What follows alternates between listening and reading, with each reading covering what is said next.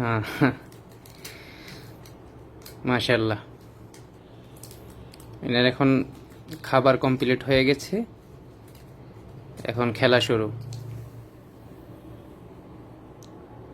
যতক্ষণ পর্যন্ত দ্বিতীয়বার আবার পেটে খিদা না লাগবে ততক্ষণ পর্যন্ত ওনার খেলা চলতেই থাকবে, এবং যতক্ষণ পর্যন্ত ওনার ক্লান্তি না আসবে ততক্ষণ পর্যন্ত খেলা চলতে থাকবে।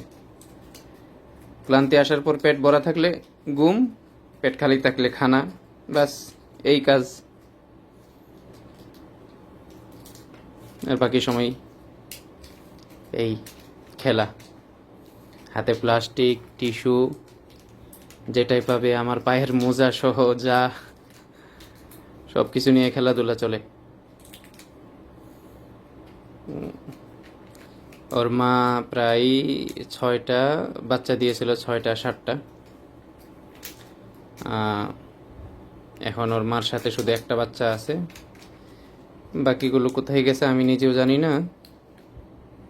কিন্তু এই বাচ্চাটাকে আমার সামনেই দেখলাম, মা সবসময় ওকে মারতো, তাড়াই দিত, খাবার দিতে চাইতো না। তো সৌদিতে তো যেই রোদ, এভাবে একটা এখানে বিলাইগুলো, একটা বিলাই প্রায় 6 থেকে 7টা বাচ্চা প্রসব করে, মিনিমাম 4টা, বাকি সবগুলোই 4, 5, 6, 7 এরকম। কিন্তু শেষ পর্যন্ত একটা বা দুইটাকে সাথে রাখে, বাকিগুলা মারা যায়। এই জন্য ওকে আমি নিয়ে এসে পড়ছি, আলহামদুলিল্লাহ এখন সবার থেকে ওর হৃষ্টপুষ্ট। ওর মার সাথে যেটা আছে এটা এখনও অনেক ছোট শারীরিক গঠনে, কিন্তু সে মাশাআল্লাহ অনেক। দৈনিক খাবার চলতেছে